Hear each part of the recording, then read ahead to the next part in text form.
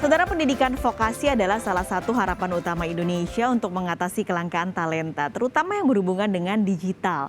Nah, mengapa vokasi seakan masih dianggap sebelah mata di sistem pendidikan kita? Mengapa berkembang stigma kalau sektor pendidikan Indonesia punya relevansi yang kurang optimal di dunia kerja? Kompas Bisnis pagi ini sudah bersama Wikan Sakarinto, Direktur Jenderal Pendidikan Vokasi Kemendikbudristek. Pak Wikan, halo, selamat pagi Pak. Selamat pagi, Assalamualaikum semuanya. Waalaikumsalam. Pak, ini kan digital berkembangnya luar biasa cepat sekali ya Pak di Indonesia saat ini. Nah, Kementerian Pendidikan bagaimana meresponnya Pak untuk perkembangan teknologi saat ini? Baik, kami sangat memandang sangat super serius ya, sangat super concern pada teknologi digital yang saat ini kita salah satu fokus yang kita kuatkan adalah sektor untuk industri kreatif dan industri digital. Prodi-prodi yang kita perkuat itu sudah kita tentukan seperti pemrograman komputer, teknologi multimedia, prodi film, prodi animasi, prodi DKV, big data dan sebagainya itu kita perkuat. Dan yang berikutnya adalah untuk yang SMK bahkan ada mata pelajaran baru yang wajib, namanya mata pelajaran informatika.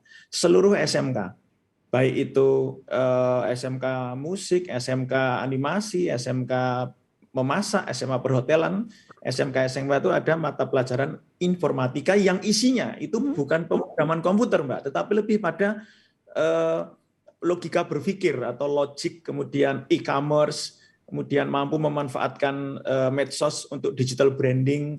Nah, sehingga literasi anak-anak kita terhadap teknologi digital dan memanfaatkannya itu benar-benar harus tinggi, termasuk di perguruan tinggi juga.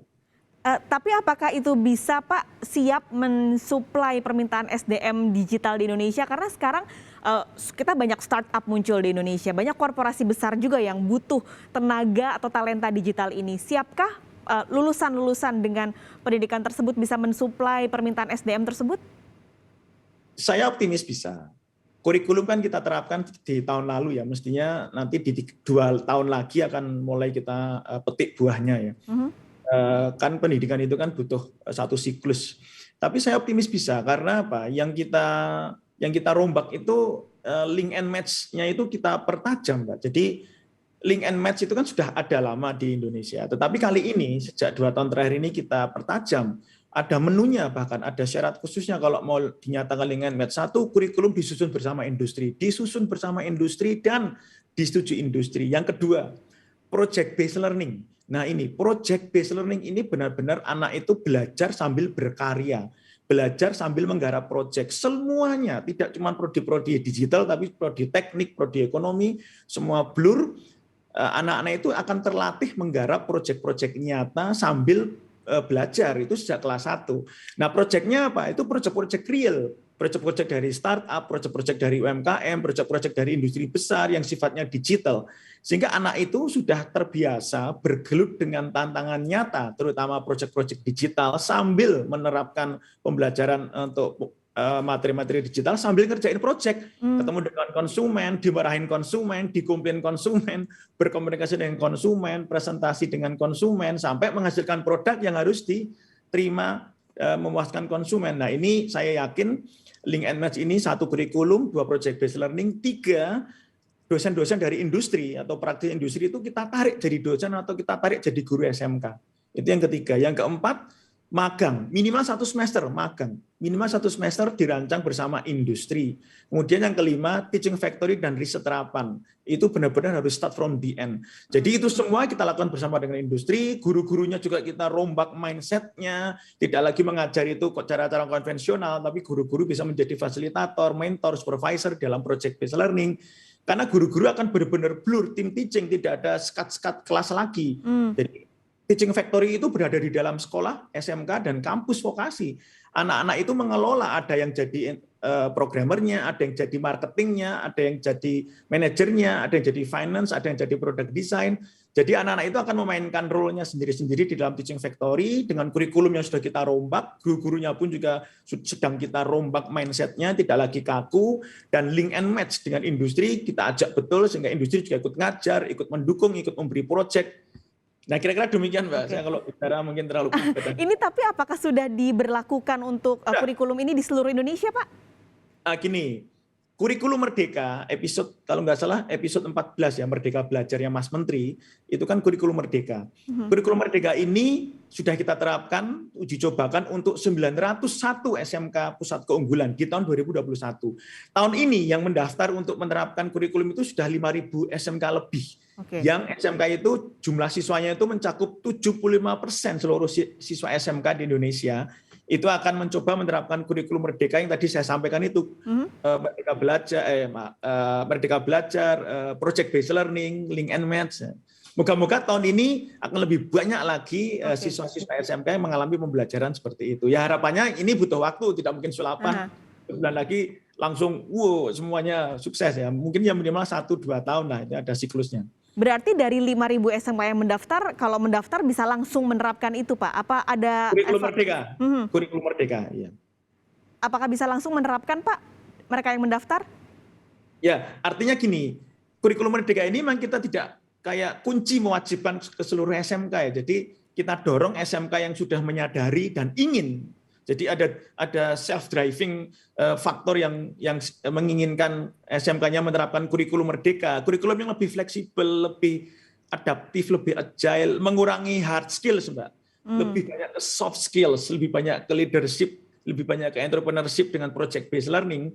Nah, 5.000 ini kan mendaftar dengan kesadaran. Nah, ini tentunya mereka sudah punya level kesiapan ya. Nah, tentunya ya kita cek lagi nanti apakah guru-gurunya perlu kita training lagi, kepala SMK kita training lagi, kemudian kurikulum kita perlu benahi lagi, kurikulum yang diterapkan ya. Kalau kurikulum inti sudah kita rilis namanya kurikulum Merdeka. Nah, tapi kan memang kalau mau melihat sukses atau tidaknya baru bisa dilihat tadi Pak Wikan cerita mungkin 2 tahunan lagi. Nah, tapi selama perjalanan ini mungkin berarti sudah hampir 1,5 tahun ini, Pak. Ada evaluasikah di setiap kampus atau SMK bahwa apa yang mereka lakukan ini sudah tepat gitu, Pak, jalurnya? Ada. Dan sudah kita rilis juga. Jadi 901 SMK PK Pusat Keunggulan yang sudah menerapkan kurikulum Merdeka sejak tahun lalu, itu 95% ya kita survei ya, 95% hasil surveinya, 95% dari yang kita survei, guru-gurunya, kepala SMK dan siswanya itu merasakan atau menyatakan cocok bahwa kurikulum Merdeka ini jauh lebih soft skills, jauh lebih benar-benar mendekatkan kenyataan, tantangan nyata ke dalam pendidikan, serta lebih optimis akan menghasilkan lulusan yang kreatif, soft skill-nya kuat, leadership managerialnya kuat, serta entrepreneurship-nya terutama, tetapi tidak mengesampingkan hard skills. Tetap hard skill itu tetap akan kuat karena apa? Anak akan terbiasa mengerjakan proyek nyata, ya pasti ujungnya kalau misalkan anak-anak itu mengerjakan proyek pesanan software development ya, atau ada yang pesan mobile aplikasi ke sebuah SMK komputer atau informatika ya, kan ujung-ujungnya pasti akan membuat software itu, membuat aplikasi itu. Tetapi dimulai dari berkomunikasi dengan konsumen, memahami apa yang dengan konsumen, merancang itu semua, bahkan ditolak-tolak konsumen, itu kan sebuah ilmu yang sebenarnya kenyataan yang kita bawa masuk ke dalam sekolah ya. Bring industry school itu maksudnya itu. Terakhir Pak Wikan, Kemendikbud sudah menghitungkah Pak sebenarnya SDM talenta digital ini yang dibutuhkan oleh industri dan berbasis vokasi yang harus dihasilkan Indonesia ini jumlahnya seberapa banyak sih Pak Wikan? Sebenarnya kalau pemerintah kan sudah menetapkan ini ada target berapa juta talenta digital. Nah, kami akan berkontribusi secara signifikan karena SMK-SMK yang di ranah digital itu akan meluluskan per tahunnya itu ratusan ribu lulusan ya, belum yang perguruan tinggi ya. Itu pun juga kita masih kurang karena targetnya kan berapa juta itu talenta digital. Jadi kita akan komitmen betul meluluskan talenta digital. Tadi saya sampaikan kan kurikulum semua SMK, bahkan nggak cuma SMK digital, SMK memasak, SMK tata busana itu ada materi informatika dalam beberapa semester, dan itu bukan diajarin programming bukan, tapi lebih ke e-commerce, berpikir logik, kemudian digital branding, medsos, termasuk bagaimana menggunakan medsos yang baik, kemudian kita bukakan mindset-nya agar tidak mudah terkena hoax, bisa dengan bijak, taktis serta efisien memanfaatkan itu sebagai digital branding atau branding untuk produk-produknya kalau mau jadi wirausaha. Jadi ada mata pelajaran khusus yang kita rancang di seluruh SMK. Khususnya ya tentunya SMK-SMK yang sangat erat dengan teknologi digital seperti multimedia, pemrograman komputer, film, DKV, SMK animasi, itu sangat erat lagi tentunya. Oke, baik. Terima kasih Pak Wikan sudah berbagi informasi pagi ini di Kompas Bisnis, Direktur Jenderal Pendidikan Vokasi Kemendikbudristek, Wikan Sakarinto. Terima kasih Pak Wikan, sehat selalu.